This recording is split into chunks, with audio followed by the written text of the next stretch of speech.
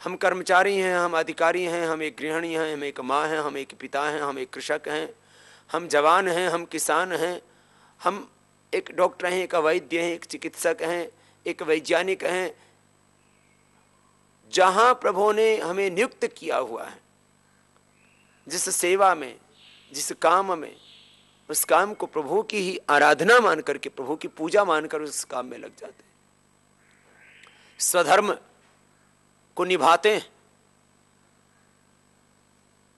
प्रथम ईश्वर की उपासना करते हैं, ब्रह्म यज्ञ, और उसके बाद हम अग्निहोत्र करते हैं।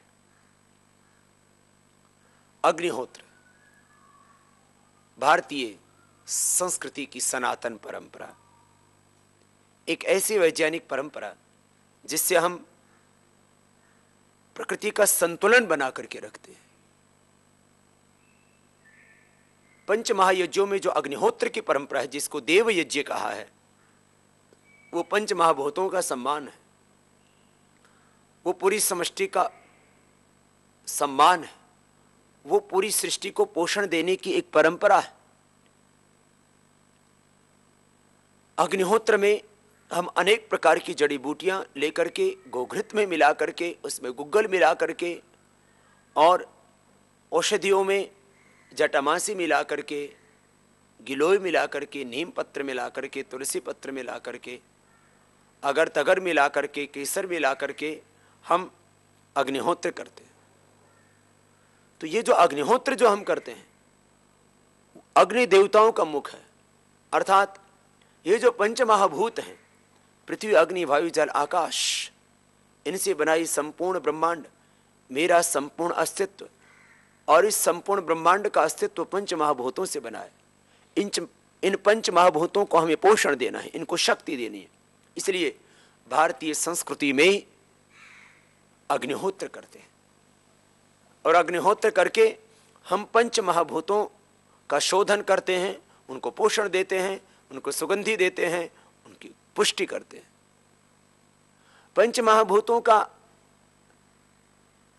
अग्नि मुख है, अग्नि को देवताओं का मुख कहा है। अर्थात यदि हम जल में कोई वस्तु डालेंगे, जैसे भारतीय संस्कृति में कुछ लोग जल में पुष्प आदि अर्पित करते हैं, लेकिन आप देखते हैं कि वो पुष्प जो आप जल में अर्पित करते हैं वो जल में ही रह जाता है और बाद में सड़ जाता है। तो जल में कोई अर्पित की वस्तु आपने, तो वो जल ही तक सीमित रह जाती है। वायु में आपने कोई वस्तु समर्पित की, वो वायु में ही सीमित रह जाती है। कोई वस्तु आपने पृथ्वी को अर्पित की, तो जो धरती मां को आपने समर्पित किया वो पृथ्वी तक रह जाता है। तो अग्नि में कोई वस्तु यदि अर्पित की जाती है, तो अग्नि में हमने वस्तु को डाला तो पहले वो अग्नि को अर्पित हुआ, और अग्नि ने उसकी शक्ति को कई गुना बढ़ा दिया। हम यदि दूध को, घी को, हम हव्य पदार्थों को, जो अग्निहोत्र के द्रव्य हैं, उन पदार्थों को जो सुगंधि कारक हैं, पुष्टि कारक हैं, आरोग्य कारक हैं, जो पोषक हैं, उन पदार्थों को, जो कीटनाशक हैं, पोषक हैं, आरोग्य कारक हैं, सुगंधि वर्धक हैं, उनको यदि हम जल में अर्पित करते हैं तो उसकी शक्ति को कई गुना नहीं बढ़ा सकते। हम खाली हवा में छोड़ देते हैं, बारीक पाउडर करके उड़ा देते हैं, तो उसकी शक्ति नहीं बढ़ेगी। खाली हम पृथ्वी पर अर्पित कर देते हैं तो उनकी शक्ति नहीं बढ़ेगी। अग्नि उन हव्य पदार्थों को कई गुना बढ़ा देती है। जो हम अग्नि में घी अर्पित करते हैं, सामग्री अर्पित करते हैं, उसकी शक्ति कई गुना बढ़ जाएगी। यदि हम उसको अग्नि से अन्यत्र किसी दूसरी चीज में उन हव्य पदार्थों को, उन अग्निहोत्र के द्रव्यों को अर्पित करेंगे तो उनकी शक्ति बढ़ेगी नहीं। तो हम भारतीय संस्कृति में अग्नि को साक्षी करके आगे बढ़ते हैं, और हमारे चारों वेदों में जो प्रथम वेद की ऋचा का जो प्रारंभ होता है वो अग्नि ही से होता है। अग्निमीळे पुरोहितम यज्ञस्य धीवो मृत्युजम होतारम रत्नधातमम। हमारा जन्म और हमारी मृत्यु वो अग्नि के संयोग से होती है। गर्भाधान से लेकर के गर्भाधान, पुंसवंश, सीमंतोन्नयन, जातकर्म, नामकरण, अन्नप्राशन, निष्क्रमण, चूड़ाकर्म, कर्णवेद, यज्ञोपवीत, वेदारंभ, पाणिग्रहण, वेदारंभ, समावर्तन, पाणिग्रहण, और उसके बाद में ये गृहस्थ, वानप्रस्थ, संन्यास आदि की परंपरा से निवृत्त होकर के और जब हम प्रयाण करते हैं तब ये शरीर अग्नि ही को अर्पित करते हैं। तो हमारी संस्कृति अग्नि ही से प्रारंभ होती है और अग्नि में ही समाप्त होती है। अग्नि माने जो सतत अग्रणी है, अग्नि माने जो ज्ञान का प्रतीक है, अग्नि माने जो प्रकाश का प्रतीक है, अग्नि माने जो शक्ति का प्रतीक है। तो अग्नि शक्ति, अग्नि ज्योति, अग्नि प्रकाश, अग्नि ज्ञान। हम अग्निहोत्र करके अपनी शक्ति को बढ़ाते हैं, अपनी ऊर्जा को बढ़ाते हैं, अपने ज्ञान को बढ़ाते हैं, हम प्रज्ञालोक पाते हैं। और अग्निहोत्र करके हम प्रत्यक्ष परोक्ष समस्त जीवों को पोषण देते हैं, आरोग्य देते हैं, सबकी आराधना करते हैं। तो ये देव यज्ञ अग्निहोत्र।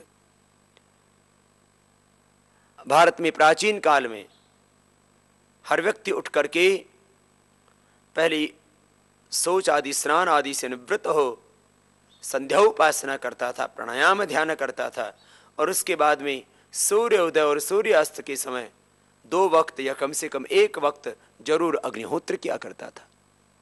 महाराजा अश्वपति ने यही कहा था जब ऋषियों ने पूछा कि राजन, हम तुम्हारे यहाँ पर भोजन नहीं लेंगे क्योंकि हमने सुना है कि राजा का जो भोजन है उसमें जो टैक्स का, कर का पैसा आता है, उसमें कहीं न कहीं पाप का अंश हो सकता है।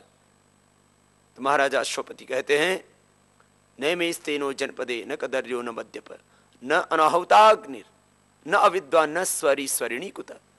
कोई ऐसा नहीं है जो अनाहुत अग्नि हो, अर्थात हमारे यहाँ पर अग्नि घरों में शाश्वत जला करती थी, अग्नि घरों की भुजा नहीं करती थी, और उस अग्नि से अग्निहोत्र किया करते थे, और उस अग्निहोत्र के द्वारा स्वस्थ रहा करते थे, पर्यावरण को संतुलित रखा करते थे। यदि वृष्टि नहीं हो रही है तो ऐसे हव्य पदार्थों से, ऐसे द्रव्यों से, ऐसी जड़ी बूटियों से यज्ञ करते थे, ऐसी संविधाओं से यज्ञ करते थे जिससे कि वृष्टि हो जाया करती थी। जिनको पुत्र की प्राप्ति नहीं होती थी तो इस तरह के द्रव्य, ऐसे हव्य पदार्थ अग्निहोत्र में डाले जाते थे जिससे कि निसंतान दंपतियों को पुत्र प्राप्ति होती थी। और श्री कामो यजेत, लक्ष्मी कामो यजेत, जिनको समृद्धि चाहिए वो यज्ञ करते थे। और इन यज्ञों के साथ साथ और विराट यज्ञों की हमारे यहाँ पर परंपरा रही है। सोम याग आदि की आज भी हमारे यहाँ पर परंपराएं चल रही हैं। दक्षिण भारत में वो जीवित हैं, अश्वमेध यज्ञ आदि। और इन यज्ञों के साथ में बहुत से विवाद भी जुड़े बीच में। कोई कहा कि जो है यज्ञों में हिंसा होती है, किसी ने कहा यज्ञों में हिंसा नहीं होती है। भारतीय संस्कृति में हिंसा का कोई स्थान है ही नहीं। इसलिए यदि कोई अविवेक से, अज्ञान से, किसी आग्रह से वश यदि कोई यज्ञ में हिंसा का आरोप लगाता है तो वह उसकी नादानी है। लेकिन मैं कह रहा था, भारतीय संस्कृति में अग्निहोत्र की एक वैज्ञानिक परंपरा है। अग्निहोत्र में, घी में हम अग्नि और द्रव्य पदार्थों को डाल करके उनको नष्ट नहीं करते हैं, बर्बाद नहीं करते हैं, अपितु अग्नि के संयोग से उनकी शक्तियों को संवर्धित करके इस ब्रह्मांड को हम पोषण देते हैं। एक आदमी 1 चम्मच घी खाएगा तो उसको कोलेस्ट्रॉल हो सकता है, उसको हो सकता है वो डाइजेस्ट ही ना हो सकता है उसको एसिडिटी हो जाए। और एक व्यक्ति यदि 1 चम्मच घी डालता है तो उसकी सहस्रों गुना, हजारों गुना, लाखों और करोड़ों गुना उसकी शक्ति बढ़ जाती है। तो 1 चम्मच यदि खाएगा कोई व्यक्ति तो एक ही व्यक्ति खा सकता है, लेकिन अग्निहोत्र में जो अग्नि का मुख में जाएगा वो अग्नि उस घी को रूपांतरित कर देती है सुगंधि में। माने ये एक पूरी की पूरी प्रक्रिया है। एक पदार्थ की शक्ति को सहस्रों गुणा रूपांतरित कर देने के लिए अग्नि का हम आश्रय लेते हैं। उसमें हम जो जड़ी बूटियां डालते हैं उनको भी इसी तरह से, आपके घर में मानो एक मिर्च रखी है, लाल मिर्च, उससे किसी को परेशानी नहीं है, लेकिन उसी लाल मिर्च को आप अग्नि पे डालो तो उसकी शक्ति बढ़ जाएगी कई गुना, और वहां पर जितने भी व्यक्ति बैठे होंगे उनकी आंखों में आंसू आ जाएंगे, उनको छींकें आने लगेंगी। आपके घर में गुग्गुल रखा है, उसमें कोई सुगंध नहीं आ रही है, लेकिन आप उस गुग्गुल को अग्नि में डालिए, पूरा घर सुगंधित हो जाएगा इतनी से गुग्गुल से। आपके घर में घी रखा है बहुत, उसमें बहुत ज्यादा सुगंध नहीं आ रहा है, आपके घर में 1 क्विंटल घी है वो रखा है, उसमें मामूली सी सुगंध आ रही है, लेकिन उनमें से 1 चम्मच घी आप आग के अंगारे पर डालिए और देखिए कितना उससे पोषण मिलता है, सुगंधी बढ़ती है। तो भारतीय संस्कृति में अग्निहोत्र की परंपरा का प्रत्येक गृहस्थ निर्वहन किया करता था। ब्रह्म मुहूर्त में उठ करके ब्रह्म यज्ञ करके फिर देव यज्ञ अग्निहोत्र किया करते थे, और उस अग्निहोत्र करने से अतिवृष्टि नहीं होती थी, अनावृष्टि नहीं होती थी, अकाल नहीं पड़ते थे, भूखमरी नहीं होती थी, संतान विहीनता नहीं होती थी, समृद्धि आती थी, गरीबी नहीं होती थी। अर्थात अग्निहोत्र की हमारे यहाँ पर बहुत बड़ी महिमा है, लेकिन अग्निहोत्र को मात्र एक कर्मकांड कह करके उसको तिरस्कृत किया गया, और अग्निहोत्र की जो वैज्ञानिकता थी उसको विस्मृत किया गया। अग्निहोत्र पर आज कई तरह के अनुसंधान चल रहे हैं, और खेती को लेकर के, पर्यावरण प्रदूषण को लेकर के जो आज ग्लोबल वार्मिंग की जो बात पूरी दुनिया में उठ रही है, उसमें अग्निहोत्र का बहुत बड़ा योगदान हो सकता है। ग्लोबल वार्मिंग से बचने के लिए, पर्यावरण को बचाने के लिए, और ये अतिवृष्टि, अनावृष्टि, अकाल आदि, बाढ़ आदि के जो प्रकोप हैं इनसे बचने के लिए हम अग्निहोत्र का आश्रय ले सकते हैं। तो अग्निहोत्र एक वैज्ञानिक परंपरा है जिसका संबंध संपूर्ण ब्रह्मांड के सुख से है। अयम यज्ञो विश्वस्य भुवनस्य नाभि, यह जो यज्ञ है ये विश्व कल्याण का केंद्र है, और यजन करने से समस्त देवों का आह्वान, समस्त देवों की पूजा, समस्त देवों की आराधना, पंच महाभूतों का पोषण, इस पिंड और ब्रह्मांड का पोषण, और उसके द्वारा करते थे हम अपने दिन की शुरुआत। तो पंच महायज्ञों में अग्निहोत्र हमारे यहाँ पर हर घर में हुआ करता था, गुरुकुल में हुआ करता था, ऋषि आश्रमों में हुआ करता था।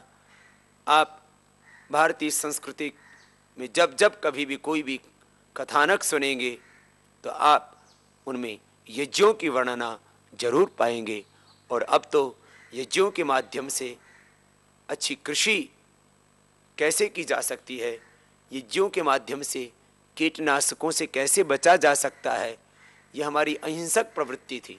आज पेस्टिसाइड्स डाल करके लाखों करोड़ों जीवों को पहले पैदा होने दिया जाता है, बाद में उनको मारा जाता है, जबकि हमारे यहाँ पर हिंसा निषिद्ध होती है। तो यज्ञों के माध्यम से हम फसलों को कीटाणुओं से बचा सकते हैं, रोगाणुओं से बचा सकते हैं, अलग अलग तरह के रोगों का जो संक्रमण है, आक्रमण है, उससे हम बचा सकते हैं।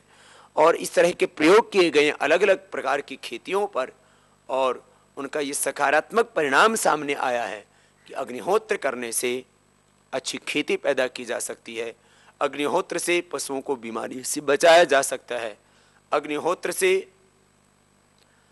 कई प्रकार के रोगों को ठीक किया जा सकता है। अस्थमा आदि के रोगों में विविध प्रकार की जड़ी बूटियों से अग्निहोत्र करके उसको मिटाया जा सकता है। अर्थराइटिस आदि में, या खास करके जो उन्माद के रोग होते हैं, एपिलेप्सी और दूसरे जो नर्वस सिस्टम के डिसऑर्डर्स हैं, मेंटल डिसऑर्डर्स हैं, डिप्रेशन आदि की प्रॉब्लम्स हैं, जो तनाव का स्तर आज बहुत बढ़ गया है हमारी जिंदगी में, उस तनाव को कम करने के लिए भी अग्निहोत्र का हम आश्रय ले सकते हैं। अग्निहोत्र का बहुत बड़ा योगदान हो सकता है।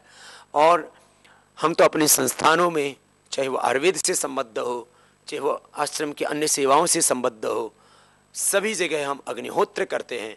हम स्थूल पूजा में, प्रतीकात्मक पूजा में मात्र अग्निहोत्र का आश्रय लेते हैं। भारतीय संस्कृति में, भारतीय परंपराओं में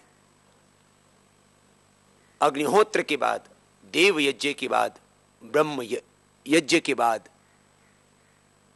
पितृयज्ञ, जिस माता पिता ने जन्म दिया उस माता पिता की सेवा, उस माता पिता की आज्ञा का पालन, उस माता पिता की प्रसन्नता, उस माता पिता की यश की वृद्धि, उस माता पिता के वंश की वृद्धि, यह हमारा कर्तव्य बन जाता है। मां न होती, पिता न होता तो हमारा अस्तित्व इस दुनिया में प्रकट न होता। जिस मां ने अपने खून से हमें सींचा, खून के रिश्तों का कत्ल नहीं करना,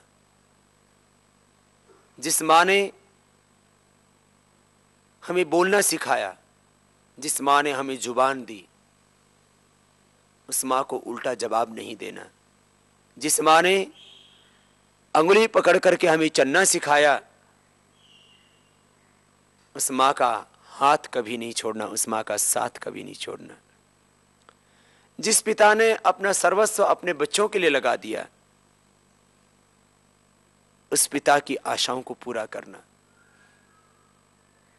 मैं कह रहा था, ब्रह्म यज्ञ, देव यज्ञ के बाद हमारे यहां पर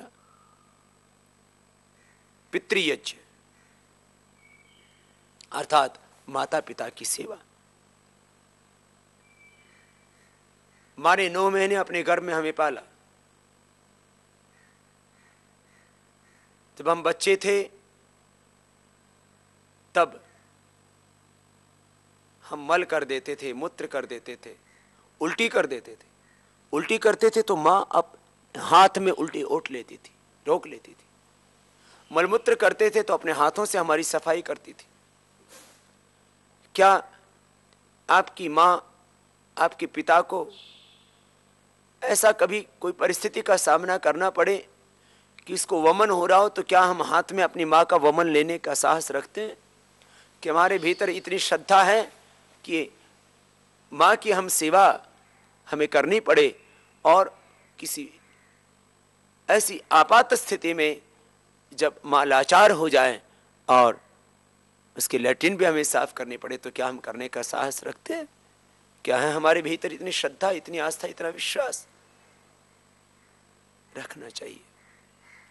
माता पिता की सेवा, भोर में उठ करके, प्रातः काल उठ के ही रघुनाथा, माता पिता गुरु नावई माथा, मातृदेवो भव, पितृदेवो भव, आचार्य देवो भव, अतिथि देवो भव, ये हमारी संस्कृति है।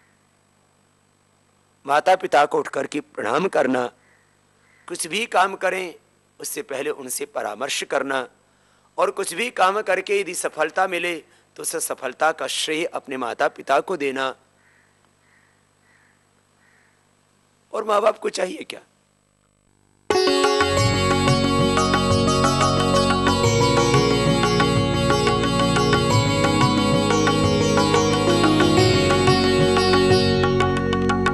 आस्था जीवन का आधार।